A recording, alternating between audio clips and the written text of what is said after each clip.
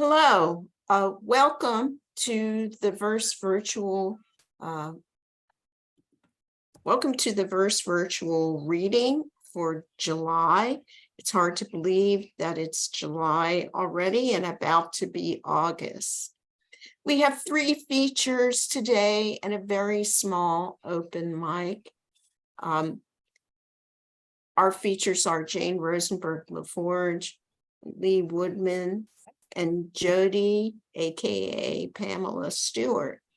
I'm going to let in a few more folks, and then I'll introduce our first feature. And while I'm at it, I'm going to make Jim the co-host, if that's okay with you. Yep, that's fine.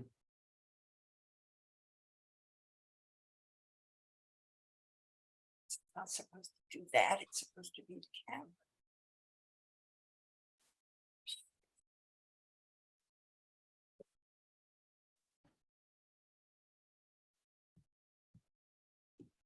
Okay. So our first feature, as I said, is Jane Rosenberg LaForge, and she's the author of 4 full-length collections of poetry. Her most recent being My Aunt's Abortion, published by Blaze Vox this year. And she's also the author of 4 chapbooks of poetry, 2 novels, and a memoir.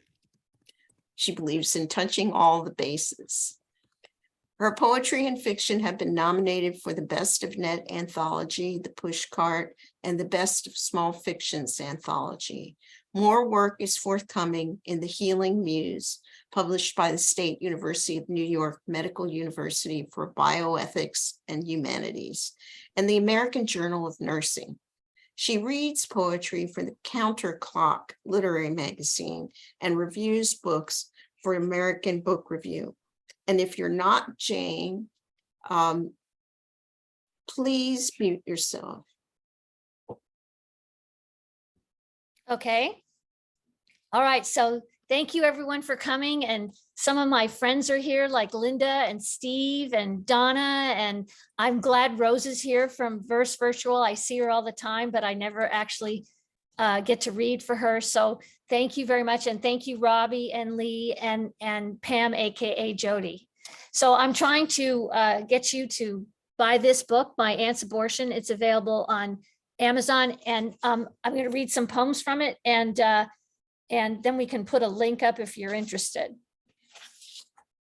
So basically, these are poems about my aunt who had an abortion when they were legal but inaccessible.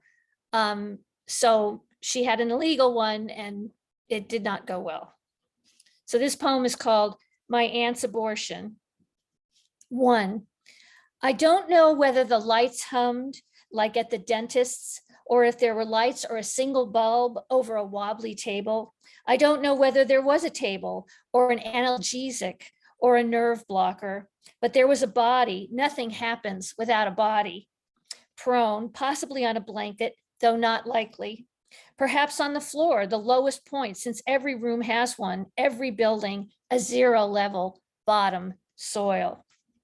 I think it might have been like the seed struggling as a trapeze artist would after a bad launch, the suspense and adrenaline regardless of outcome. I witnessed as much as the roots of a plant sought purchase in a plastic petri dish I was given with a transparent culture. The seed already open like the roly-poly bugs that crawled in our father's garden when they felt unthreatened before we kids got to them. How we abused those bugs, kicking and flinging them over the fence as they curled themselves into taut little shields of exoskeleton. There was too much we didn't understand back then, how those insects are useful, clearing away decomposition, or how money worked, where cousins came from our grandfather's will, who got what, although it added up all to nothing. 2. I assume she hemorrhaged in pulses, the heart pushing out what the serration could not catch, What was in the womb but as shadow, not as prediction of the past, but proof of future concepts. Like a body that is neither infant nor child, but as a tool of tendencies and events. What marks a pattern, though patterns refer only to what we perceive and not to what really exists. A daydream, then, of cousins and lineage, what it means to prosper in what once was a hostile environment. This bleeding was the end of that fantasy, and as fluids were expelled, they sought to drown an entire family. 3.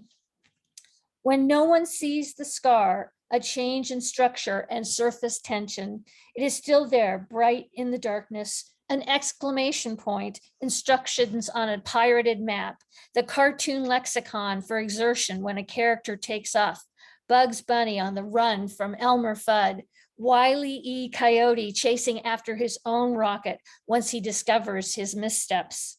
We laugh at violence when the execution is poor. Stop laughing when it interrupts curves we recognize as a face or another piece of anatomy we can't pretend. But when an organ reacts by presenting a new type of spine, a pleat in the material, we call it extravagant, since it is personal and possibly private. When the sanctuary function we have designated as a society is destroyed, there is only the averting of eyes, commentary shunted beneath our breath, the salt rubbed into soil, not to stop the bleeding, but to accelerate the wrath, to freeze out an empire of hard truths, a knot where there should have been suppleness, like an index finger pointing out clay figures to successor idols as we struggle to account for a shift in principles born by the mire of fatal arguments. Thank you. This is called How My Aunt's Abortion Was Like a Fern. We came to know so much through ferns, those planted by my father and those prehistoric, thousands of years of pressure and death compacted until they became shades or a reliquary of light, color suckling on a declaration of drought, the charcoal portraits of my aunt who taught us which shapes are most desirous. Heart for the face, almond for the eyes, thick width of the mouth, high cheekbones and lifelong neck. They tried measuring it once at a party to see if it was as lithe as the actresses. We learned how the human fetal position has been mimicked by ferns as if they were also made in the appropriate image, how the seemingly impossible, a soft nautilus, had to be nursed throughout a long day of waiting for show and tell in the 1st or 2nd grade, so I could demonstrate the self-protective instinct also applied to plants, as we were certain it did to animals. I kept the fern between wet paper towels, the likely sum total of what my aunt was given to deal with the caveats that didn't come on the package, but should have been understood given the unhygienic conditions. After school, my mother had me toss the fern into the ash can, as she called it, from when the family garbage was burned in public. Because you can never unlearn what nature teaches, you can only own up to its terminal existence. Okay, and this one is called How My Aunt's Abortion Was Like an Alligator Purse. Someone is complaining they can't hear. Okay, once upon a time, I wrote I'm working on it. Okay, once upon a time, I wrote a fable, something Boris Karloff might have performed in a novelty act, then recorded on a plastic disc to be purchased at a swamp meet by some esoteric hipster, although at the time it was deadly serious. My teachers didn't think I was smart enough for the assignment, my quotient so low, my voice undisciplined. I should have been trained solely as a typist. I was so fast with text and stream of consciousness, if not sub or con, to wit. I can no longer tell you exactly how the story went.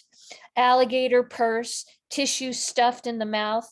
My mother loved it and was puzzled, since she did not call them purses, but pocketbooks.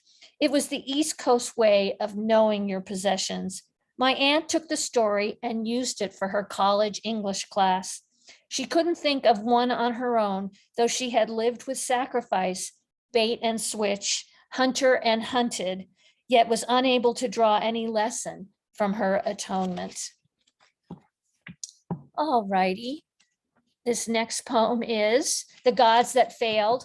And there is a book about that was published, I guess, in the 50s, and it was about communism, and communism was the god that failed. And it was one of the books that my mom and my dad had in their library. 1. In the world of our fathers, the name is a fetish, El Jefe der Chef, the head of the table for Sunday dinners, because that was how it was done in the military, rather than by the religious method. Drop the original for a rank, a feminine for initials, as in the degrees everyone wanted for my sister academically. For me, they wanted nothing. Hence the generic. The greatest source of tension amid the pebbles at the bottom of the goldfish bowl that was my parents' marriage had to do with who was looking in at any moment, whether they were kibitzers at this American thing, or whether all that had been absorbed by charcoal and cotton meant to keep the aquarium sparkling. My aunt made it so she sounded richer than she was before the machinery of echoes proved her womb to be transparent. Or maybe it was invisible permanently, ending the suspense and the register of the dead, of creating what was altogether new, another scarlet letter. 2. At the end of her life, my mother had to recite all of the names from her family before she could get to mine, which had become a strange appellation. I had to wait for all the aunts she grew up with, the uncles they married, the brother she was so lonesome for, but never her mother, even though she was never mom or mommy or mother, but like Warhol superstars, answered exclusively to a succinct, definitive nickname. Only my mother employed the word mother. Only my uncle, employed the word mother on the intercom system that bound together the thousands of square feet he purchased to secure his parents in at the dawn of the space age. His handwriting was resolutely atrocious in the way the best doctors insist on maintaining, so he typed it up, mother's room, and taped the paper beside the button corresponding to my grandparents. This is how I learned about family relations. I still remember the spew and shadow that the portable typewriter ink and keys made, honing letters as though they were meant for a metal plaque, their significance not to be confused for crumbs or tea leaves, the shapes that reveal the future in the wells of saucers and dregs of cups. All righty. Okay, oh, thank you. Okay, this is called The Set Dresser. My father loved the movies. In high school, he entered a contest to win a date with Elizabeth Taylor.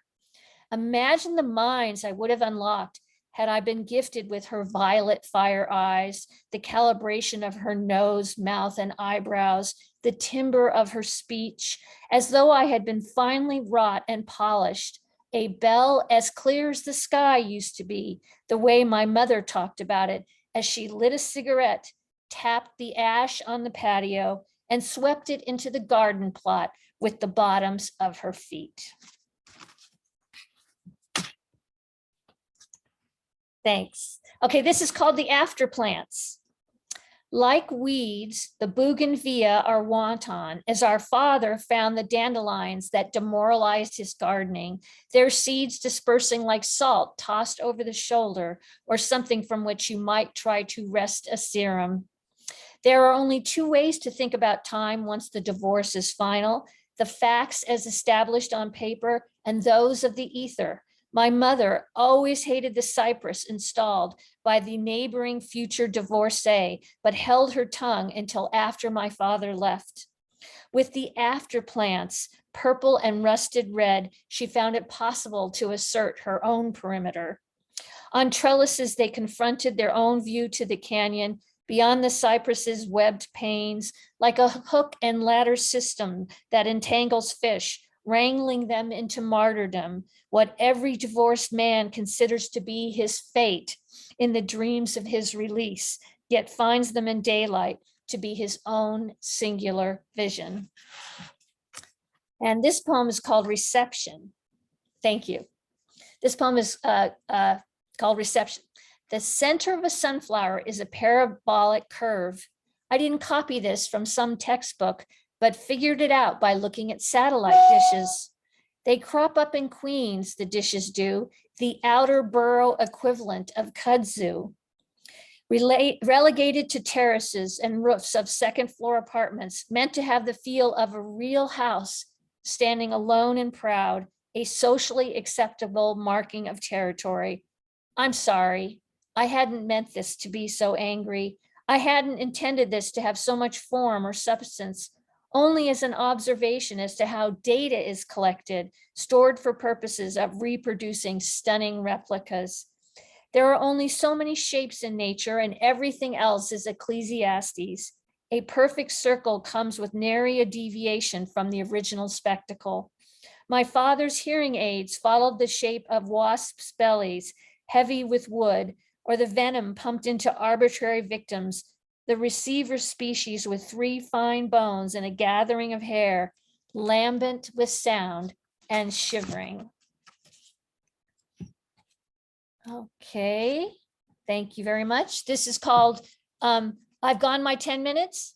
I think so. So in that case, I will say, thank you very much. And there's someone who wants to, Marion Cohen wants to read, and I don't know if she's getting. I already got, yeah, Okay. I'm on Okay, top so- of it. I'm sorry for the, No, I'm Confu- glad you told me. So thank you Okay. very much, everyone, and take it away, Robbie. thank you, Jane. I really enjoyed, after reading it over and over again to review it, it was nice to hear you read it again. It's kind of like, old favorites. All right, our next reader is Lee Woodman. And Lee is the author of the Scapes poetry series and winner of the 2023 IPA Independent Press Award for Distinguished Favorite in Poetry. She's also winner of the 2020 William Meredith Prize for Poetry, the 2021 Atlantic Review International Poetry Competition Merit Award, and first prize in Poetry and Prose Contest for Carve magazine in 2022. Her essays and poems have been published in Tiferet Journal, Zocalo, Public Square, Gray Sparrow Press, the Ekphrastic Review, Vox Poetica, the New Guard Review, Concord Monitor, the Hill Rag, etc., etc. A pushcard nominee, she received an individual poetry fellowship from the DC Commission on the Arts and Humanities in 2019. And FY, I don't know what that is, 2020, and a Virginia Center for the Creative Arts Fellowship in March 2022. Her poetry collection, Mindscapes, was published by Poets' Choice in 2020, Homescapes in 2020 by Finishing Line, Lifescapes by Kelsey in 2021, and Artscapes by Shanti Arts in 2022. Woodman has been a featured guest on numerous radio shows and podcasts, including The Author's Show, Good News Broadcasting, Ron Von Dam, Steve Maggi, and Cyrus Webb. So take it away for your 10 minutes, Lee.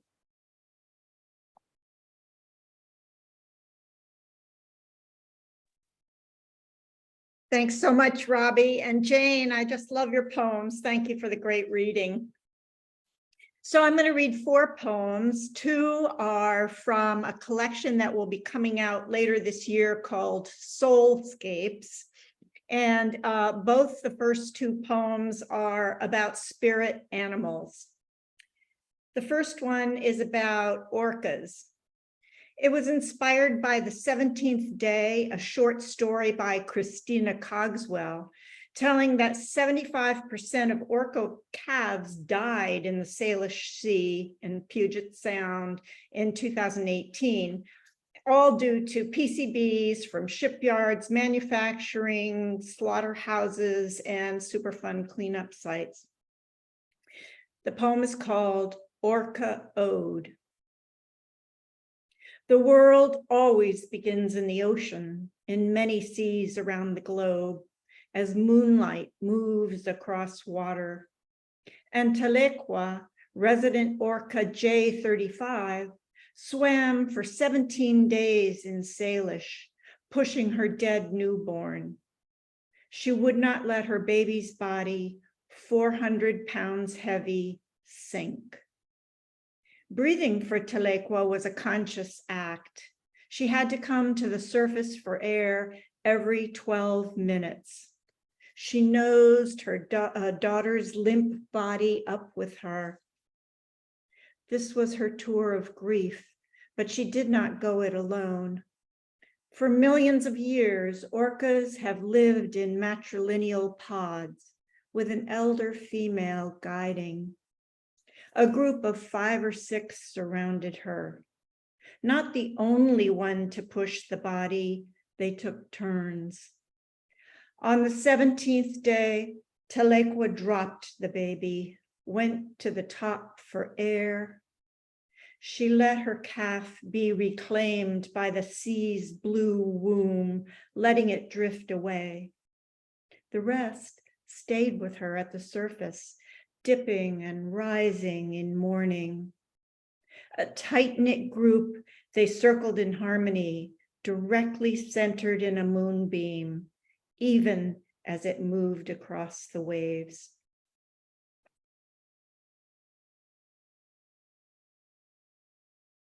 Thank you. The second one is a persona poem from the point of view of the elephant.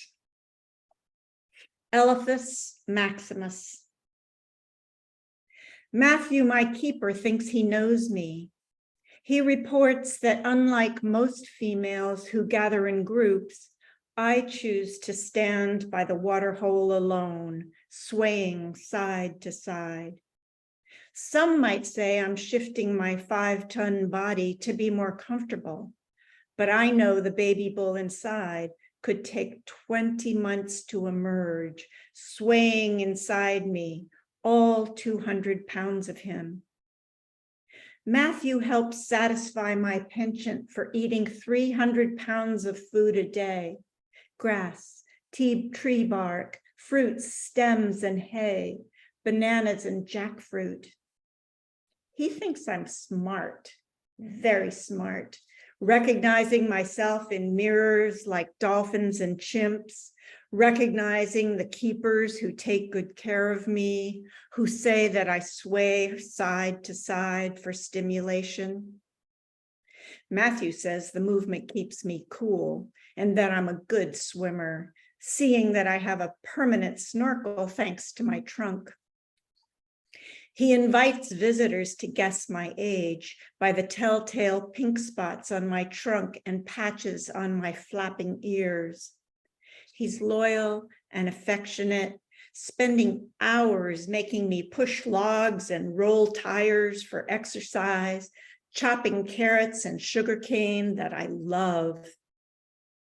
Matthew knows that at night I can lie down sideways, but during daytime nap hour, may choose to stand, perhaps in a state of readiness to move on.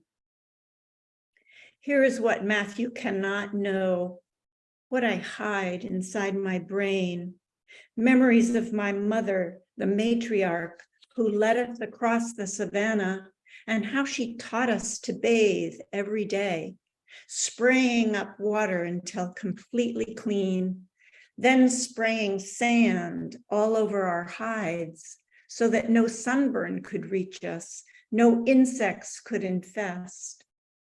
She showed us how to swat away pests with the hairy loop of her tail. A newcomer to captivity, I retain memories of how I used my sense of smell to find the year-old dried dung left by my mother near the grave where her herd buried her, a dart in her side. I sway because I could not pluck the deathly needle from her lumbering body, spray dust in the wound. These are my dreams now, distant visions. Along with other orphans who could not survive in the wild, I embrace my safe quarters far from Gujarat, blink my long eyelashes for the keepers who toil to know us. They think it is to keep bees from stinging, but Matthew may know it is to hide my tears. I sway, and for him, my favorite, I stop to wrap my trunk gently around his bony ankles.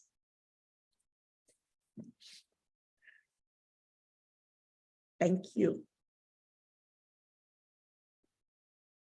Okay, now we're switching to another collection I'm working on that's based on music and sound of different kinds, both wind and water and insects and so forth. I'm going to read 2 music poems today. They will be from a collection called Soundscapes and inspired by musicians I love. The first one, inspired by Bob Marley, is a fictional dream before a poetry reading I'm supposed to do. When in doubt, channel Bob Marley. Inspired by Bob Marley's song, Three Little Birds.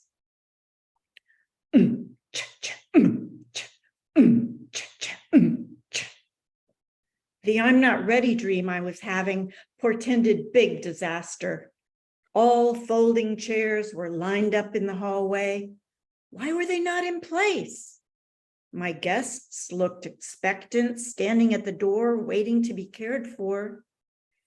I planned to feed them hot curry in pink ceramic bowls. Was it ready? The alarm clock I set last night to give me time to prepare jolts me awake. What now?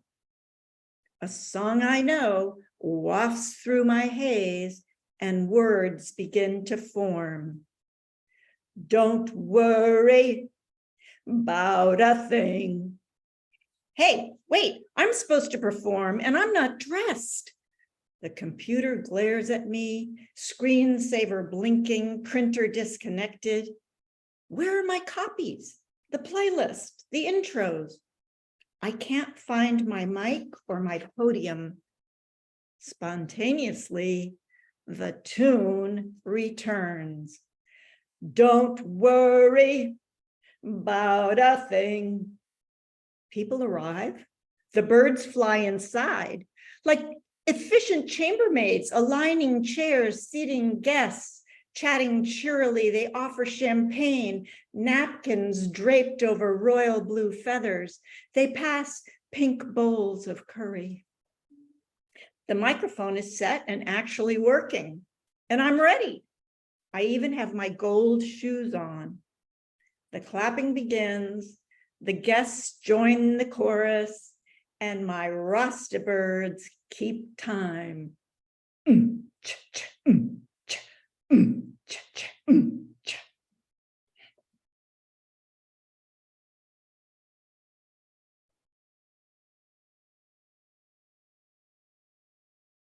The last poem, inspired by B.B. King. I'm a big lover of blues music and spent quite a bit of time in Memphis working on a 2 CD set of blues music for the Smithsonian when I worked there. When B.B. King died, of course, the whole world was sad, but Memphis especially. And I had this notion that B.B. King, who was sort of magical and dreamlike in his own being, I wrote about him and his axe or favorite guitar that he called Lucille. A guitar, a woman. B.B. passed in his sleep that May, sad day, 2015. Up very late the night before, he paid homage to his queen. Back at the club on Beale Street, he built a shrine with care. The shape of his favorite axe, Lucille, formed the back of every chair. Every seat downstairs was shaped like his guitar, an ode to his best lady. She'd carried him so far. Mourners at his gravesite, heavy heads cast down, sang midnight blues with sorrow, drank whiskey through till dawn. Customers on Beale Street now lounge on wooden chairs, the sound of his soulmate Lucille alongside trumpets flare. She backs up souls and bodies while brass and keyboards ring. They know that she's electric. There's tension in her strings. Rest your torso on her body. Tilt your head against the frets. She'll bend the sound as blue notes. He'll wail off favorite riffs. Lucille and Bibi linger through songs that stand supreme, her chairs as shrines, and his sweet soul charm fans in Tennessee. Thank you so much. So nice to have everybody here. Thank you, Louie. I really enjoyed that. When you never expect to get singing too for the bargain. So thanks, and imitations of musical instruments. So thank you so much for that. Okay, our last feature this morning before the open mic will be Jody, aka Pamela Stewart. Whose most recent publication is This Momentary World, which was published by 9 Mile Books in 2022. And it's an awesome book. You should read it. She lives on a retired farm in Western Mass with her 2 senior dogs, a macaw, a wonderful housemate, a feisty cat, a retired racehorse with his donkey, Macaroni, 3 geese, and an emu. Okay, she's nervier than I am. An emu named Nigel. She's currently at work on her 7th book of poems. Do I speak? You should, but I have a question for you first. Have you had any trouble with the behavior of your emu? Because No. I was once pecked in the eye by a baby emu, and I never trusted them after that. They're very strong. Nigel doesn't bother. He hangs out with his geese. He was hand raised, which probably makes a difference. And mostly, I mean, he gets fed, and then I can lean out the back window and throw him, like, he loves cat food and dog food because they do eat, they're carnivores. And so it kind of boosts up his diet. I don't pay for the fancy rat type diet because the geese would eat it all. So yeah, Nigel's cool. I invite you all, Okay, Nigel. I hope I can visit sometime because Someday I'll get a picture of him if I ever get a cell phone. oh yeah, you need to do that. Yeah, and Okay. they grunt. They don't sound like the emu on television. So, okay. Oh, okay. Thank you. Do I start? Okay, first of all, I want to thank you both, Jane and Lee, for wonderful readings and wonderful work. And Robbie, thank you for inviting me. I'm never Zoomed reading before, and so I hope I don't cough. And thank you for friends of mine I see in the little block boxes. And especially thank you to Nancy way back from high school at the Barlow School. Wow, that's really touched me. Anyway, I'm going to open with a poem I wrote while sitting under a tree. I think it's true. Only child. I had a dove and she was fiction. As I lay on summer grass looking up through leaves, she flew right down to me.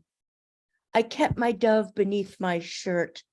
At night, she roosted on the bedpost at the edge of dark pools only I could slip my body into. I wasn't the kind of child who carried death like an open book before her. I tried to keep small, unnoticed. I had a dove and she told me stories. Her voice, low and rounded, comforted the air. In winter, we shared a rocking chair by the icy window. I held her small heartbeat against my cheek. My dove, who said she never lied, taught me how to. And I was a kid who lied, and it's taken me, still working on it, but mostly I'm good. This is a very short poem, which will stand in some contrast to the last poem I'll read. The day after solstice. The boy's hands smell like cheese. He has hugged his mother in the safe kitchen and is stepping out into the summer morning. He has all day and another and another. He cannot think otherwise. Just down the road, a field with 6 gray donkeys and a plow horse who is all done working. This is somewhere on earth, I promise you, this kind of happiness without end. I am very, very grateful to have this selected poems. I made a deliberate choice not to have a new one selected. And for me, that was really right. And I appreciate 9 Mile Press and our beloved but just lost editor, Bob Hers, who's seen a lot of our work. A lot of friends of mine and other wonderful writers has made wonderful books. So this is the 3rd section of a title poem called Infrequent Mysteries. And it was really about me writing about what I thought or began to apprehend of the process of getting sober. So this is section 3. And I was living in St. Ives, Cornwall. This morning, I watched the sea the way anyone watches the sea from shore. I try to open myself away from fear, let the world remove my voice. Aware of a flight of sparrows above tall grass, I find I like my prepositions. They place me where I am, here, alive, beside the cries of children, at water's edge, beneath the asking noise of gulls. Not far from where a bee scolds clover for moving in the wind. This moment, I blame no one for anything because your face looking down at me from a dream bore the vast expression of the sky and told me blame is useless. This moment, the sea enjoys itself and the sky is simply everywhere above the world.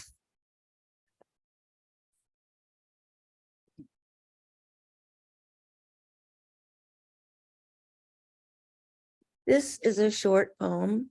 I try to alternate a little. I'm not really sure where it came from. I think I might have been reading a Scandinavian mystery. They sometimes kind of atmospherically creep in. Almost singing. Under her breath, she rummages for Christmas. She pauses to watch the snow and thinks of sin and its wolf prints on the slope back down to the barn. But that was then.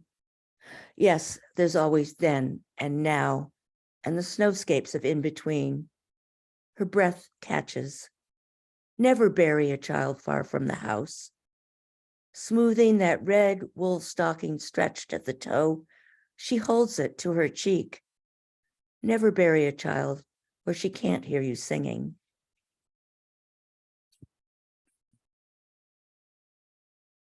A little sip of water here. I read an essay by Terry Hummer about the Cornish poet Jack Clemmo. And he had a line towards the end of the essay, and then I touched Jack Clemmo's hand, and Jack Clemmo was blind and deaf, and he had a system where you could communicate by tapping letters on his hand. And so that rhythm was in my head, and then I touched Jack Clemmo's hand, da, da, da, da, da, da. So somehow I wrote this poem, which I have absolutely no idea where it came from, except from that rhythm. And I'm not exactly sure what it's about, but I could intuit it and kind of bullshit about it. But here's the poem. Maybe you can tell me. It's called Fraud. Fraud sat down on Edgar's fingertips, just as he said to the Reverend James, and then I took my mother's hand. I had no plans to take the world apart. I just woke up changed into a bad-hearted man. Across town, a woman said, and then I took my brother's hand and it was made of blue knots and stone.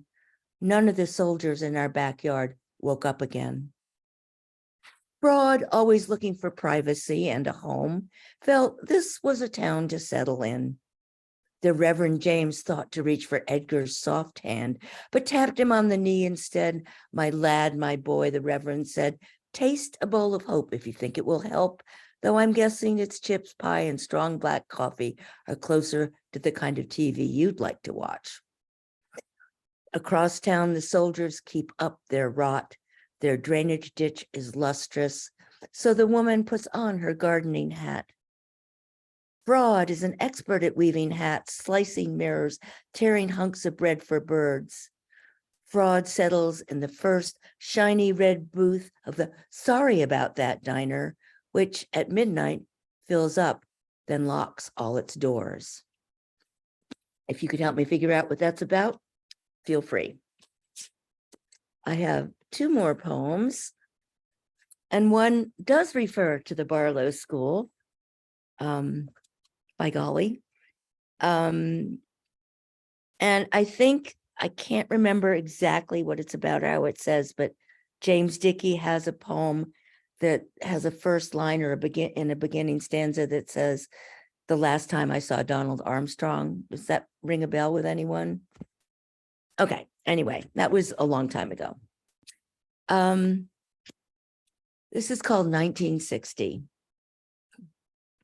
The last time I saw him with his fawn crew cut and scuffed white bucks, Don Armstrong stopped me by my locker and said, I need to speak to you later. I have something to tell you. Those wide gray eyes stopped the breath at my throat. I forget now why Don was kicked out of school, just 14 and scared of everything. I fled to books or curled myself against the pulsing cinema dark. What was he going to say? His empty seat and those few curious words kept him close. One boy with such white teeth he only danced with cashmere blondes. Sometimes I think I glimpse him on the street. He's the face inside the whiskey glass, a parable's voice. And I can't stop hoping that for me, he'd still give up his secret, reveal the world, and one perfect reason for stepping out of it. Let's see, do I have 5 minutes or 4? I will end with this poem, which goes over 1 page. And excuse me, I have to find it. And it started with thinking about Uvalde and other images I'd seen. And I don't usually write a poem like this. I'm pretty all over the place. I write about this and that. Sometimes you just get wrenched. The night children. The night children are leaving town, stepping over windowsills on quiet cork feet. There's no village, no country that isn't being mapped by night children. Those children are already shadows kicking transient leaves. Not too far away, a milky fingernail taps a key. When daylight comes, the night children are resting in their blue thickets. They pretend to hide so their families will feel less haunted. One thinks to herself, if she'd only lived long enough to slip ice cream on her tongue. Another had just learned to spell pine tree before her eyes stopped. The night children are in pieces on the floor, their names tipped like trash, which they pick up as they map and edit and sketch the land, its waters. They know the wind needs unraveling, which takes small fingers. Night children redraw the borders of their families, a crepe paper fence, cut out snowflakes, state capitals, county lines.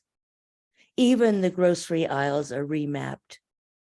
There are corners which hug runaways and the kiss of an Indian paintbrush when curled in a summer field. Night children crawl into backyards, lick barbecue grills of rusted grease, pinch lilac florets for their sweetness. They sniff at kitchen windows, press noses into waiting barrels of trash. Highways are full of these children and the nourishment of fumes. One of them is chewing at my wrist as I back out of the driveway, twisting the slippery wheel like a grown-up. Night children sleep in our barns and garden sheds, beneath overpasses or hunched in the great pantries of hotels. Ghosts or blood, they leave their DNA, which is sometimes yours and mine.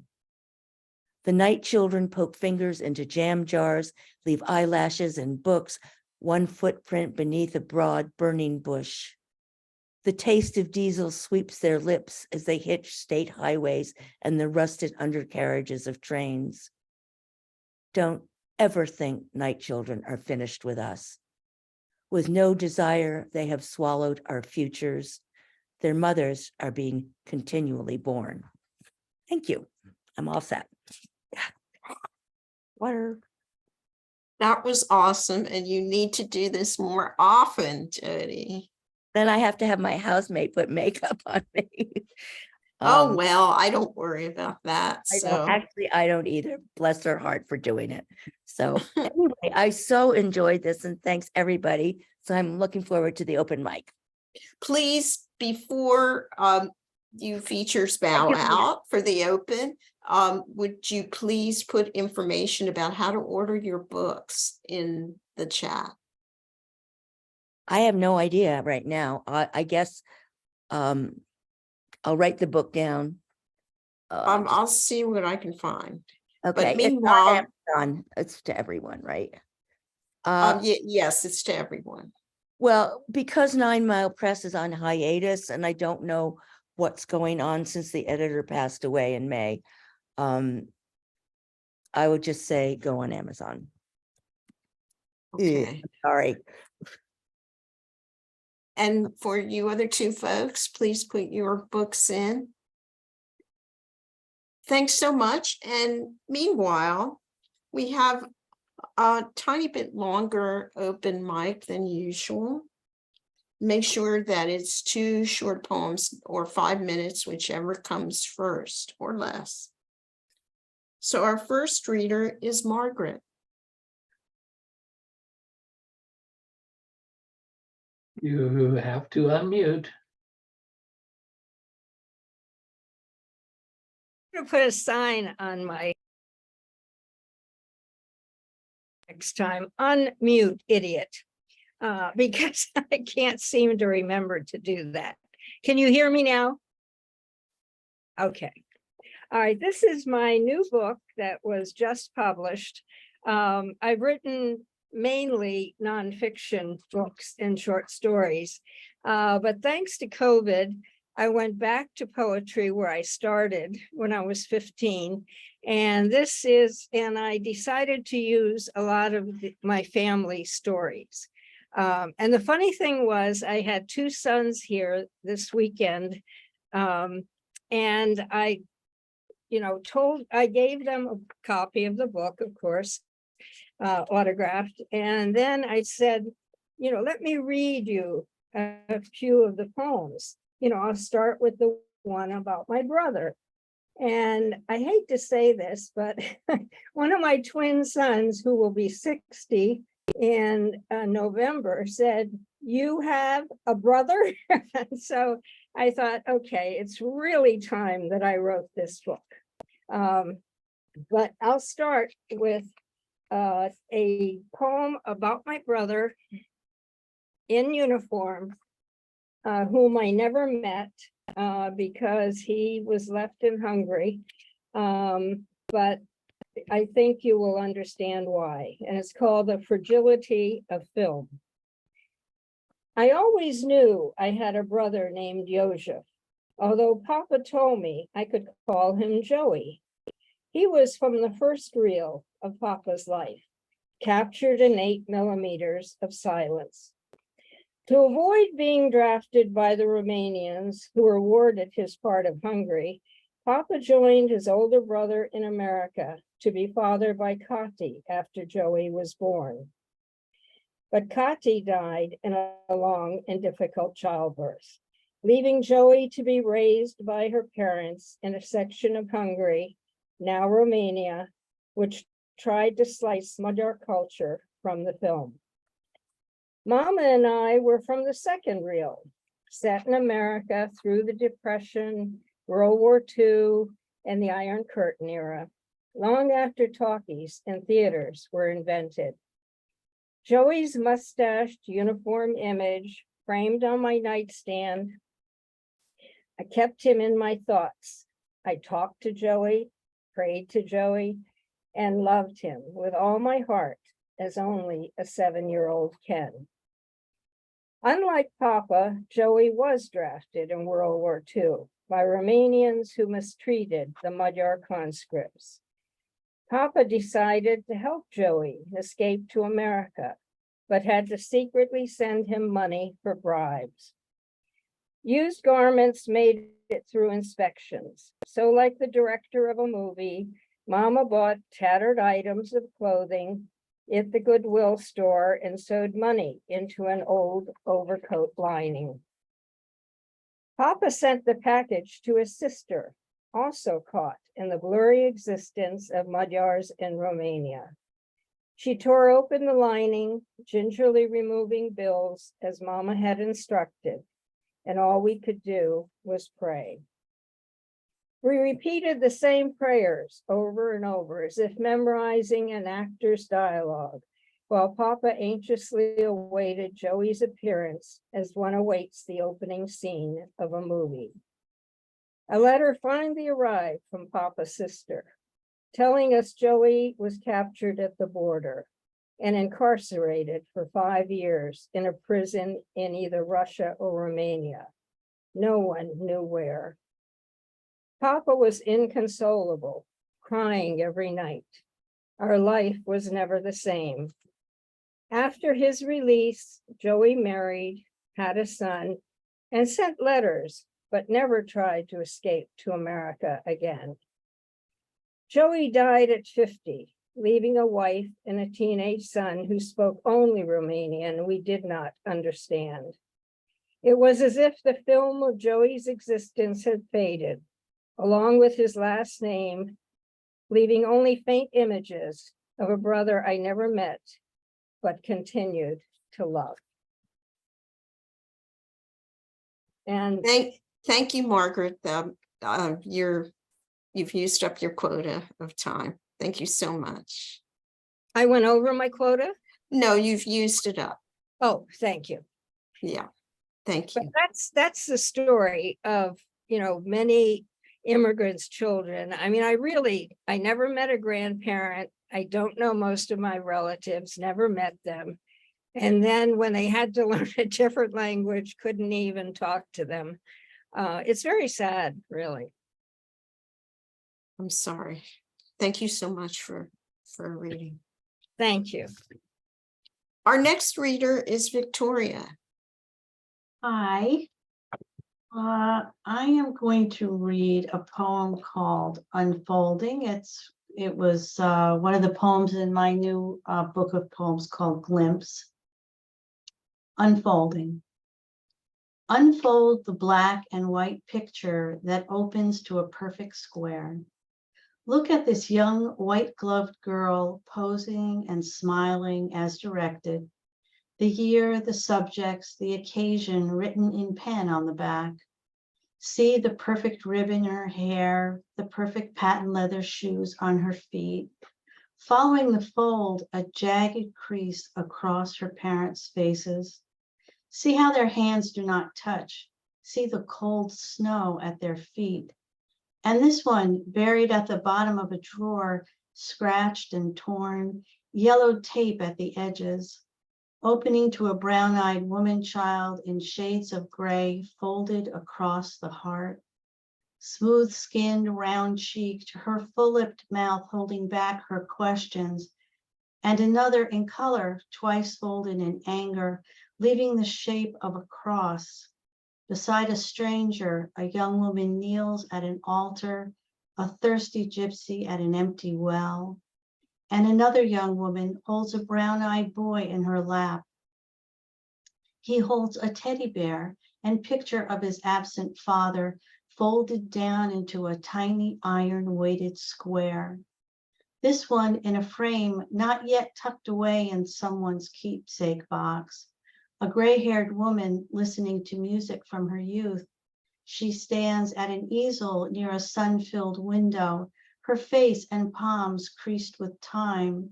She is painting a woman who is wondering about the sound of stars.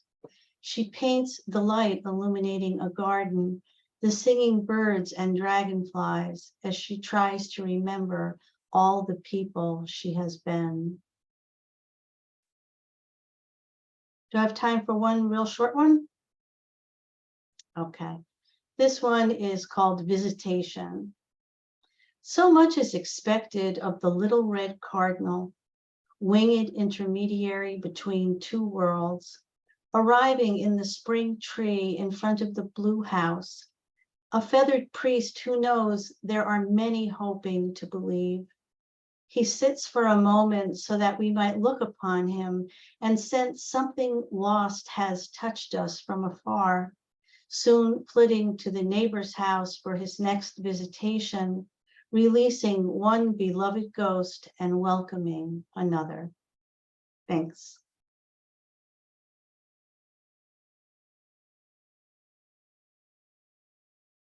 That was short. Our next reader is Jim Lewis. I have two short and more lighthearted poems. The first is in a form that I seldom do because I don't do forms a lot, but it was written for someone who is extremely talented in writing in form. She and I were discussing her most recent hospitalization, and she had a lot of dissatisfactions except with nurses, and being a nurse, that resonated with me.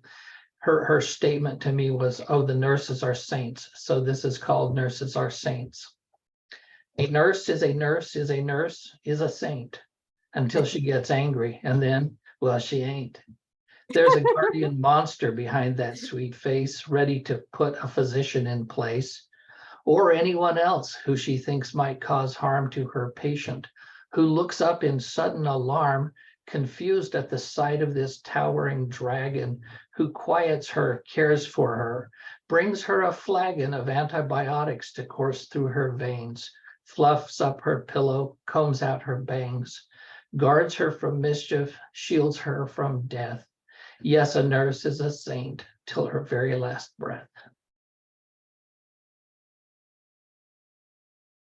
And then the second came from a discussion with a work group, actually. I'm a psych nurse practitioner, and sometimes expectations don't meet reality. So the discussion turned to, what do you do with these expectations? So the poem is called Scraping the Barrel's Bottom, with a subtitle of To Be Read with a Southern Drawl. So here we go.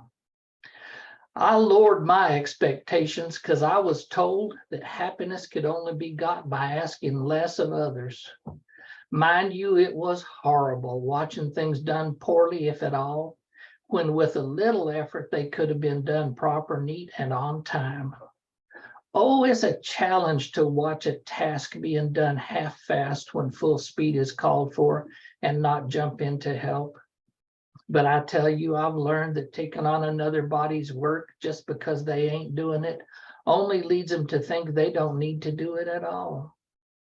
Burned too many times, I stopped stepping in when I felt the urge, when I couldn't stand seeing a job not done right for no good reason.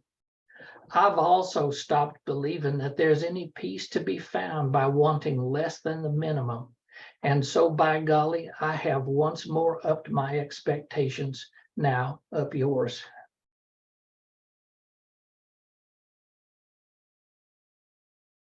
Thank you. Thank you, Jim. That was virtuosic. Rosemary?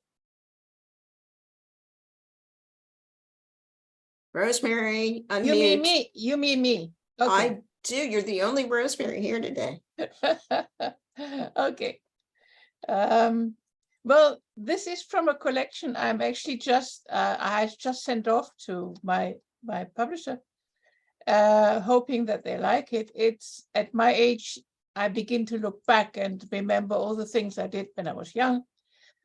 And I remember when I went to Paris for the first time, that was a long time ago. That was about 1958, when I was about 18. And I tried to discover the big wide world, and I was definitely rewarded. And I put one of the experiences I had into this poem. The first time I saw black, and they were very, very black. Tall, elegant, and black. My friend and I, newbies in Paris, 18 and wide-eyed, we were sophisticated Parisians, sitting in a cafe on the left bank, La Rive Gauche. People watching, what else? She from Sweden, I from Germany. We had met at the Sorbonne, measuring the size of the world. Suzanne had a vermouth, I had a Dubonnet. It tasted like poison, but the ads were irresistible. And if you wanted to pass for international grown-up, you said it out loud and pronounced it just so, to the gorgeous waiter who smiled. He couldn't have been much older than we were. Oh, and his French, mais oui. And then they walked by, slowly, seemed to be looking for a table. We passed each other as we were leaving. I think we gaped. At that moment, the dynamic changed. Instead of sitting down where we had just left, those two handsome guys accompanied us to the bridge. Leaning over the sides of the bridge, looking into the dark waters of the River Seine, we made conversation haltingly, our French at an embryo stage. Comment ça va? Those two were fluent, but had an accent we hadn't heard before. The whites of their shirt collars emphasized the black of the skin of their neck and faces. When they smiled, we saw a row of white gleaming in the streetlights that lined the bridge. Well, you know, the usual. D'où venez-vous? Where are you from? It's been so long. I think they came from Senegal. I don't know about my friend, but as we stood there and tried our wings, one of the Senegalese boys put his hand on the bridge stones next to mine. My hand so white, his hand so black. We looked at each other and marveled, our hearts growing in the knowledge that the world was indeed a wondrous place.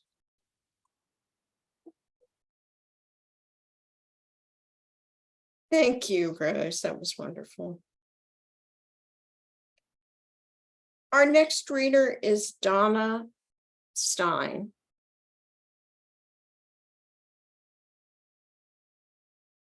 Thanks, Robbie. Thanks for asking. This is a last minute choice here, but I'm going to read one that I sent recently to Lee. And it's Nantucket, summertime. So Nantucket, flying from Breadloaf to Sconset that long ago summer, my luggage was lost, diverted elsewhere by some man's hand.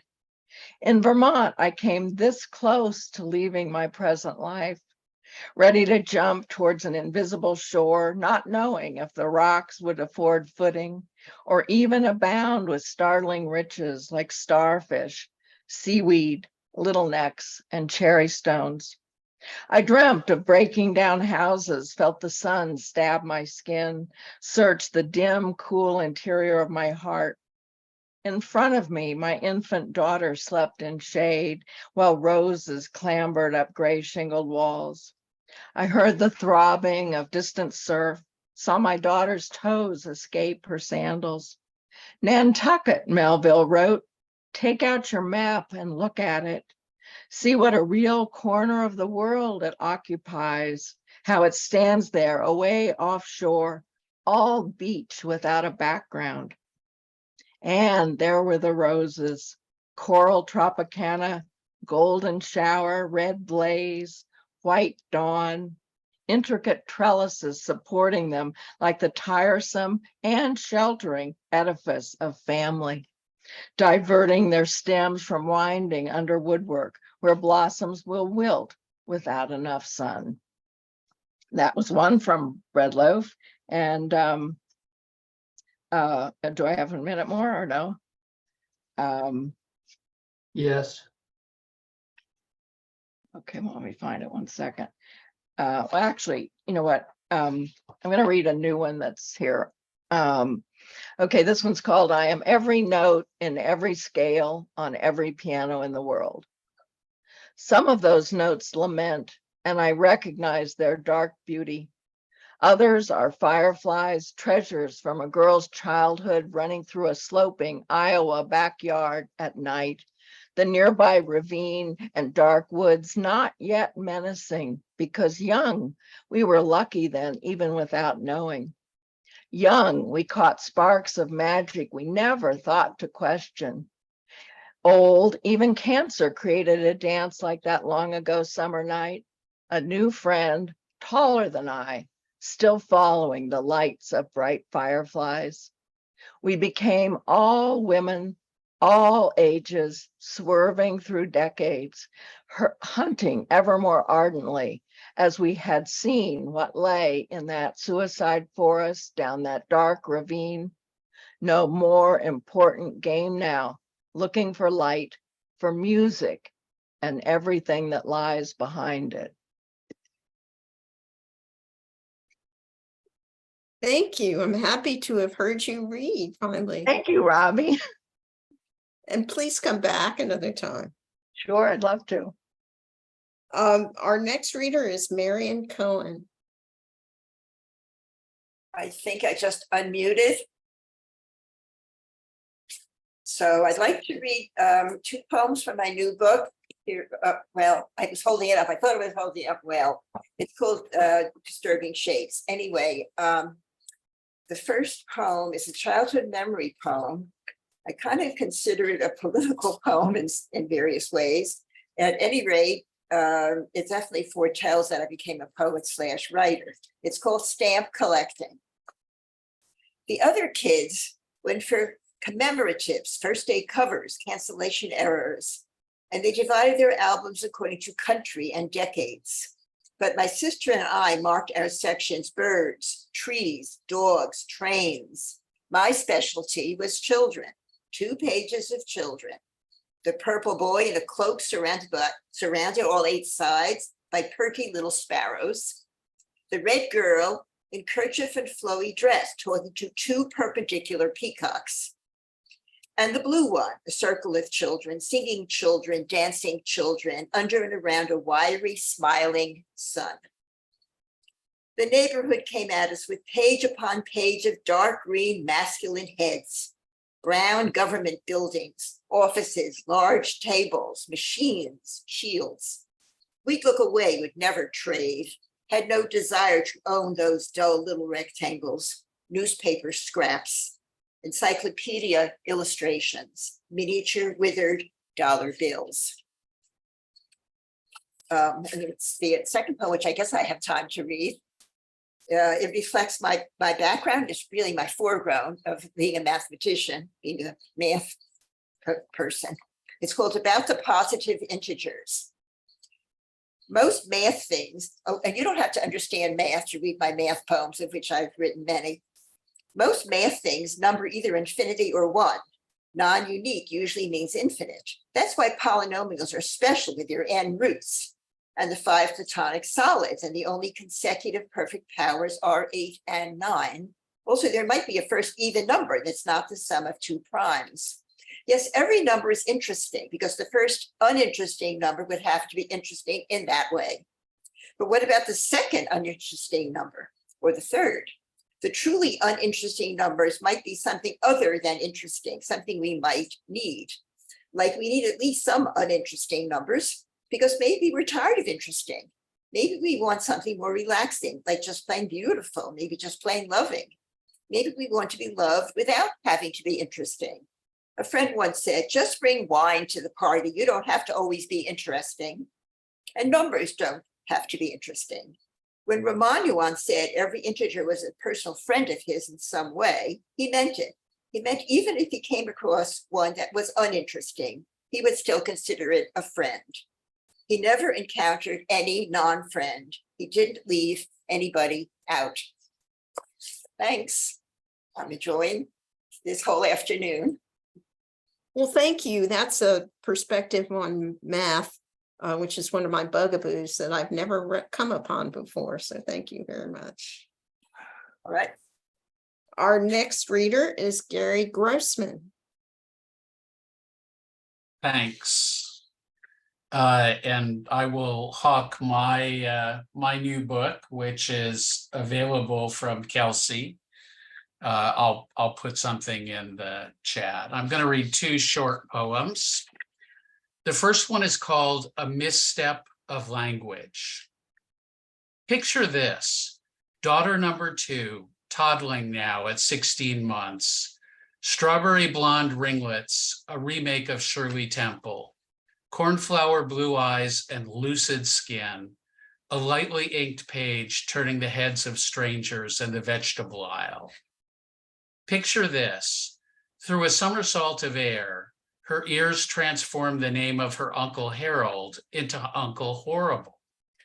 Perhaps it was his mad dog growl used to joke scare his own small kids and left over from frat boy days. Picture this: years later, this misname fondly remains, sticky as bubblegum on a Macon sidewalk in July, a legend for our small town. Neither of these poems are in that current book. And both of these actually are not, they're kind of drafts, but I always like to try them out in readings and such a talented group. So this is called Dead Spot. I jog 6 miles daily, half run, half goofy stride, like Olympians in the race walk. The podcast miles fill my ears with changed lives and poetry until I hit the 4-way at Highland and Catawba, where Bluetooth lives vanish like the sun suddenly ducking beneath the world's edge, a dead spot, where my own ghosts rise up, fog pillars on a cool August morning to double tap the dead spot in my heart, left by a dad who provisioned nothing but a name. This discomfort, variable and unlocalized, necrotic tissue, maybe ventricle, maybe left atrium, can't really tell. So my thoughts float to the 4 times I've drawn on the smell of magnolia blossoms and runner's endurance to bypass the sign for Township of Unhappiness, population 72,873,628. My daughters, neuroscientist and surgical vet, wrinkle brows, but palpate no dead tissue, insisting the stubborn dark spot on the cardiac CAT scan is an artifact. Still, the township line hovers just to the left of my line of sight. Thank you. Thanks so much, Gary. Betsy Mars is our last reader in the open mic today. Hi, can you hear me? Robbie, did you put me in? Oh gosh, I skipped you by accident. I'm so sorry. So Do you want to go ahead? No, you go, Betsy. I'll wait till after you. But thank Okay. you for reminding me. I'm Um, sorry. I keep jumping around because this has been so fantastic, and I was thinking I have an abortion poem. And I'm like, oh, I have a gun violence poem, but I would never follow night children. And I mean, this has just been phenomenal, and I was wondering, Robbie, do you know, keeps coming up, if there's a poem that's not published, is reading it on a recording count as a publication? Yes. Okay, But certain publishers don't mind. yeah. Rattle, McQueen's and One Art do not mind. Okay, and this one is actually coming out in One Art. And I thought about trying it. I haven't read it out loud other than in my workshop, but it was actually, somebody posted recently, I know I shouldn't get into the background, but somebody posted recently about finding a fawn on their lawn. And it's funny what can trigger poetry sometimes. And it went somewhere I didn't expect. A fawn has no scent is the title. And so, like a dear mother, my parents left me curled up on the doorsteps, in the flower beds, in the rumpus rooms of others, those with fathers who worked 9 to 5, and stay-at-home mothers who boiled hot dogs, fried bologna for lunch. I stayed quiet, asleep inside my abandonment. My mother went off to feed, to lure away danger, her scent so strong. I wore her like an invisibility cloak. I was nothing like a horse, a colt who could get on my feet. I was safe without human interference. And that is coming out eventually next month, I think. Thank you. I'm gonna, the other one I had, it's maybe a little dated, although I think the pandemic's kind of still continuing, but this is called Homeopathy. I, the other silver-haired women in the wellness aisle, pandemic refugees from the bottle. We nod, recognize each other above the masks, the other's once bloodshot eyes. Early on, it took some liquid courage to tell night from day, each day dying, bleeding into another. First, the roots emerged, and I marked the time in inches, dark and light intermingled, distinguished at last need from pride. Another trapping we shed like bras. What matters above, within, the head, the heart, the liver's overfed, and we're finally sated, or at least resigned. With eyes that smile, endure, we turn to one another, discover cure. Thank you. Thank you. Thank you. And our last reader to take us out is Lindsey Royce. Thanks for everybody's poems. I really enjoy myself, and I just love hearing the different voices. It's amazing. And the 3 featured readers, thank you.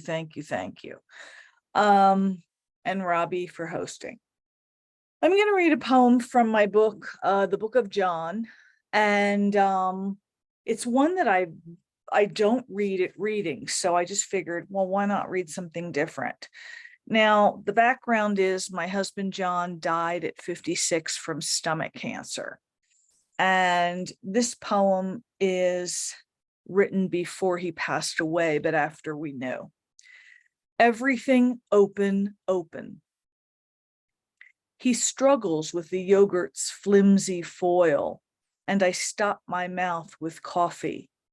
Avoid eroding what's left of his pride, since biology flung him rough and random as an empty bag in high wind.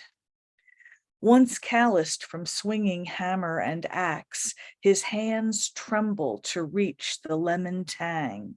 His wrist that flicked a 40-pound bag of kibble over a rock onyx shoulder fails, breaks like a bad fishing cast. I don't touch my yogurt, grip the coffee cup firm, hoping to be casually cogent, ignore that something is wrong. He used to brag he had working man's muscles, not luggage-toting guns guys build at gyms. Silently, I pray, plead he'll survive, but observe his sunken chest, deflated as a blown tire. I pray to hear him butch, even about skim milk. Get whole milk, not the pussy kind. This morning, cardboard fell from the new shirt that his vanity ordered, a size large when his chest is pinched to a medium. The shirts don't lie. The cancer has spread, burned out of bounds into his bones, devouring him. His hands fight with the yogurt's foil, quiver like a mourning dove's wings, resting in divine palms that could free or kill, and will.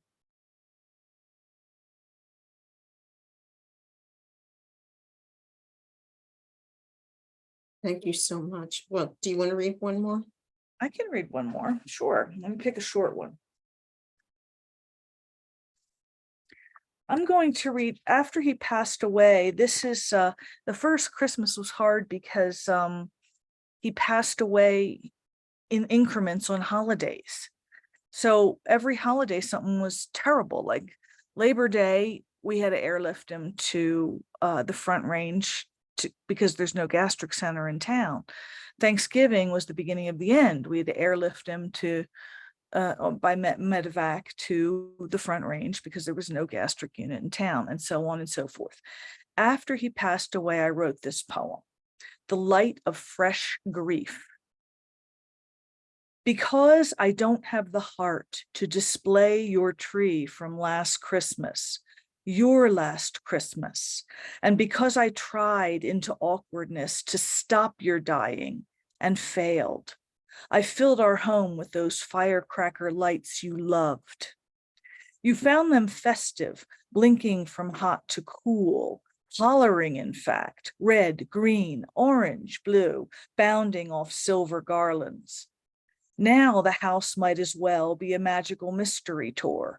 Lights everywhere, around windows, around your altar, up the wood stove's black pipe, even on the dog crates, much to little Bluesy's pique.